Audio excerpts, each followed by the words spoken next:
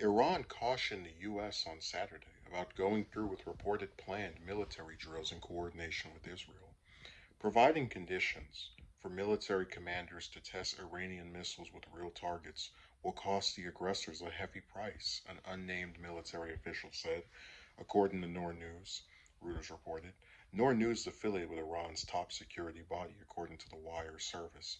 The warning comes after Reuters previously reported that Israeli Defense Minister Benjamin Gantz and U.S. Defense Secretary Lloyd Austin would discuss military exercises to prepare to take out Iran's nuclear facilities.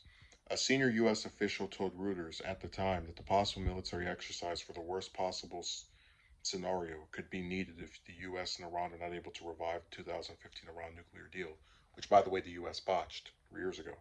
Former President Trump pulled the U.S. out of the Joint Comprehensive Plan of Action that was agreed to under former President Obama in 2015. Under President Biden, the U.S. and Iran have engaged in indirect talks over the nuclear deal, but the negotiations have hit a snag. Very little progress has been made since talks in Vienna. Iran has been enriching uranium up to 20% purity with 166 advanced machines at its Fordow plant, the International Atomic Energy Agency said, the IAEA. The Department of Defense confirmed the two defense chiefs met on Thursday and discussed shared concerns regarding Iran's nuclear provocation, support for terrorism, and missile program. I'm so sick of that support for terrorism.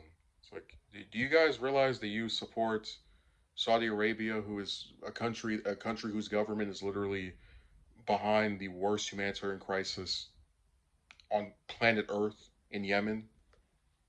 But you want to talk about Iran support, whatever. Just the hypocrisy knows no bounds. However, officials would not confirm the Reuters report about the possible worst case scenario military training exercise. I know there's interest in a certain Reuters report, Pentagon Press Secretary John Kirby said during the meeting. Yeah, I'm not going to read any more of his trash because who cares? The important part here is Iran's statement about providing conditions for military commanders to test Iranian missiles with real targets will cost the aggressors a heavy price. It's a kind of vague threat. Again, I don't think Iran is going to just start attacking the U.S. or any of that, propaganda that we're laying out about them. And it's hard to feel bad with regard to the U.S.'s role in this, as far as Iran's a country that agrees to conditions that are very strongly against its favor, right? And it follows this for 3 years. Then the president, after the one who passed that, or rather, it was signed under, rips it up, and now the U.S. is saying, "Oh, just get back in it, just get back in it." My favorite part, because we didn't hear what that conversation between them is, but just Iran's nuclear provocations, support for terrorism, and missile program. We have a missile program. We have all kind of provocations with regard to weaponry. I mean, who could forget Trump's spat with Kim Jong Un a couple of years ago, where they were going back and forth threatening each other? Um, and again, support for terrorism.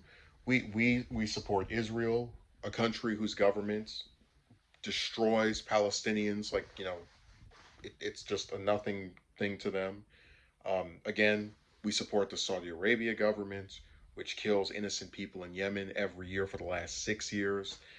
I just don't understand how you can go after Iran, right? And that's why the U.S. is such just a really comedically hypocritical country, because it has these actual aggressors that just kill innocent people, right? But because they're from a government that we're closely affiliated with, we put up with it, and we try to pretend that other places are, somehow worse off than us, that we have this moral high ground, just complete hogwash.